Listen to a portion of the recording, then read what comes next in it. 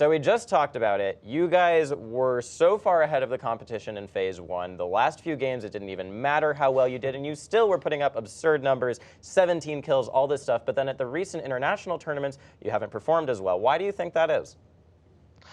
I don't know, like, of course, the London Phase at Global Summit, it was our first major, so it's kind of like new because like we haven't played against Asian teams, Ocean teams, so there was like different like play styles. So I think that kind of like messes up our play style a bit, and then we got we got lost in the moment to like we tried to switch so many stuff and strats and everything, and then it's just downhill when you try to fix so many stuff at the one tournament.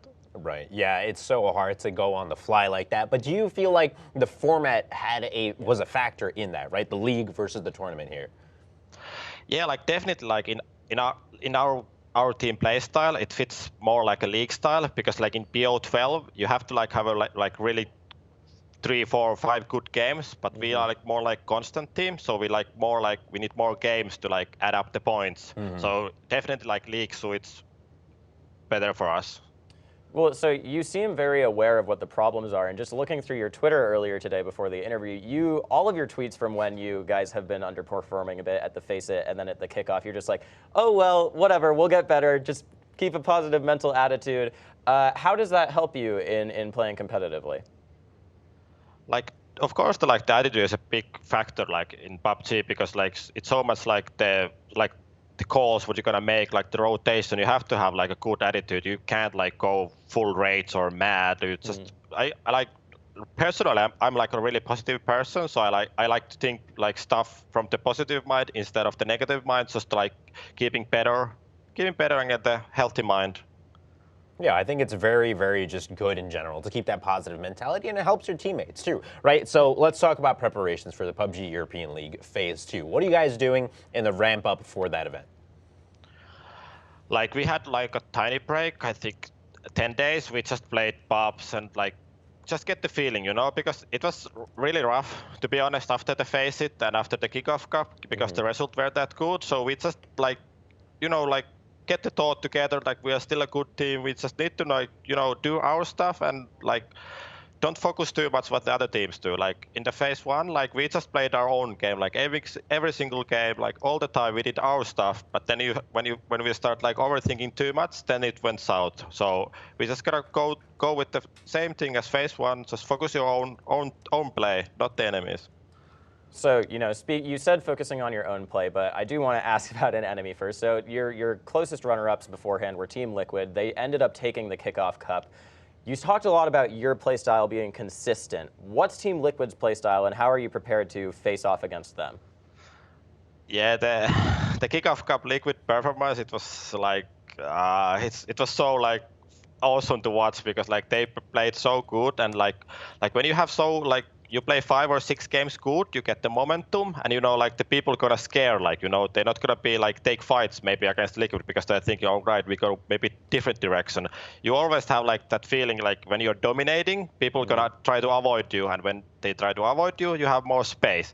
So just need to like the same thing kind of happened like us into like the last week in Phase 1. Like we had so much room, like space on the map, like we could just go that way, left or right, like anywhere. It like really helps a lot, like when you have so much space, because then the other team's gonna fight, so you can make all the rotations like and the fights. Yeah, so I mean, this is a completely tangential question, right? Thank you so much for talking to us about PUBG, but this is completely tangential. Easy for ENCE, right? When that song came out for the CS team, does your team, does the PUBG team still listen to it to get hyped? We were just talking about regional pride and ENCE winning Madrid and stuff in CS. So what is easy for ENCE for you guys? Is it the same sort of rallying cry?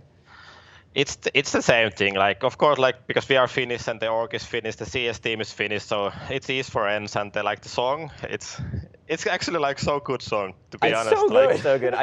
I think we have a second of it actually. It should be in there. It's like the ENCE saw it easy for ENCE. I dropped it in if we want to pull it up for a sec. I do think we have it. There we go.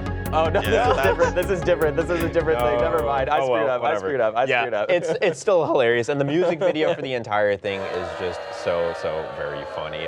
What was your reaction on the team, right, when that actually dropped? Were you guys expecting it? No, like no, it just literally it came nowhere. I think it was Natu from ENCE that tweeted the song, like, and then we were like, what is this? And then we just like the lyrics are in Finnish, so it's kind of like add ups, like everything add ups, like to the players in the CS team. So it's just like, I don't know, it's perfect song for the CS team, to be honest. Yeah, it's perfect, dude, and it was crazy too. We looked back at the charts, right, on Spotify. It was #1 in all of Finland. What a crazy feeling to feel like to have the entire country behind you. Do you feel that when you're playing that you have all of Finland behind you for PUBG too? Yeah, definitely. Yeah, like because like the Finnish fans are like kind of different than the normal ones. Like not normal ones, the other country ones. But yeah, like of course they're like behind us in the Twitch chats, like spamming ENCE logos or doing like funny memes or stuff. So it really helps. Like when you watch the watch and you see like ENCE logos or ENCE spams, it's always like make you smile a lot. Of course, the pride of all of Finland, ENCE. Skuijke, thank you so much for joining us, and best of luck starting tomorrow, right? It's got some hot competition, so best luck, man. Yeah, thank you.